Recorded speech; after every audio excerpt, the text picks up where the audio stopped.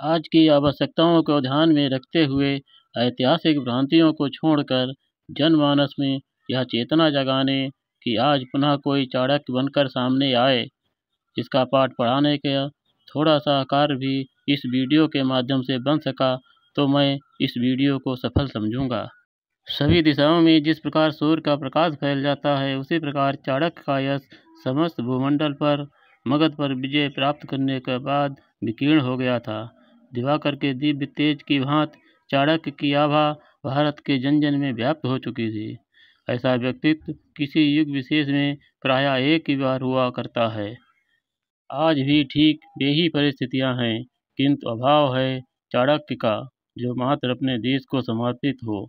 आज आवश्यकता है भारत को ऐसे युग पुरुष की, जो राजनीति को लाभ की वस्तु न समझकर राजनीति के माध्यम से देश की सेवा कर सके, जिसमें स्वदेश हित में सर्वस्व त्याग की अटूट भावना हो।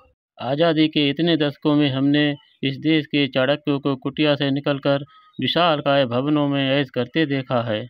आवश्यकता है देश के चाणक्य को फिर से जगाने की, ताकि वह फिर किसी चंद्रगुप्त का निर्माण कर सके। जरूरत है देश के द्रोणाचार्य को जगाने की, जो प्रत्यक्ष में भले ही अर्जुन बनाए, लेकिन जिसमें श्रद्धा रखकर फिर से कोई एकलव्य पैदा हो सके।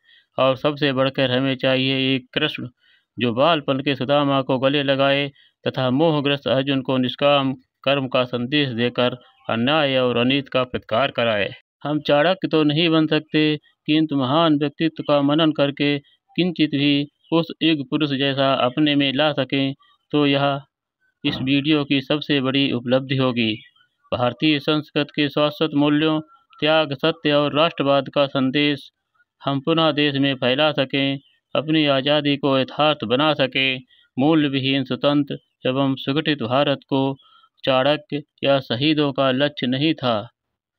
इसलिए युवकों से, देश के नागरिकों से, विशेषकर युवकों से निवेदन है कि वह शपथ लें कि वह भारत की आज़ादी को कभी मूल्य विहीन नहीं होने देंगे। उसके लिए हमें सबसे पहले लाना होगा चाणक्य जैसा दृढ़ संकल्प। चाणक्य के इन शब्दों में कितना बल है। मानव, तू मृत्यु की छाती पर पैर रखना सीख। मनुष्य में मृत्यु को भी मारने की शक्ति है।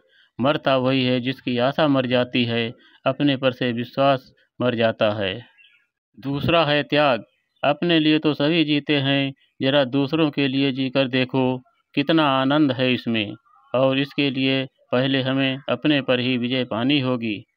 मनुष्य जिसके पौरुष के सामने अन्य सभी बल नतमस्तक हैं, अग्नि, जल, पवन, अंतरिक्ष सभी पर वह विजय पा सका है, किंतु अपने पर विजय पाने में वह कठिनाई अनुभव करता है।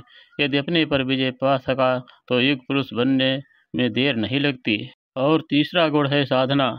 ऐसी साधना जिसमें छिपी हो कल्याण की भावना, जिसमें निहित हो मानवता का उत्थान, प्रेम का उत्सर्ग। चाणक्य का संपूर्ण चरित्र पढ़ने पर मिलता है कि उन्होंने प्रत्येक रूप में जो कुछ भी किया, चाहे वह हमें कूटनीति की संज्ञा दे या हम उसे धोखे की संज्ञा दें, किंतु अप्रत्यक्ष रूप में उसमें कल्याण ही छिपा था। दोस्तों, यदि यह वीडियो आपको अच्छा लगा हो तो कृपया इसे लाइक कर देना और चैनल को सब्सक्राइब कर लेना। वीडियो को अंत तक देखने के लिए आपको बहुत बहुत धन्यवाद।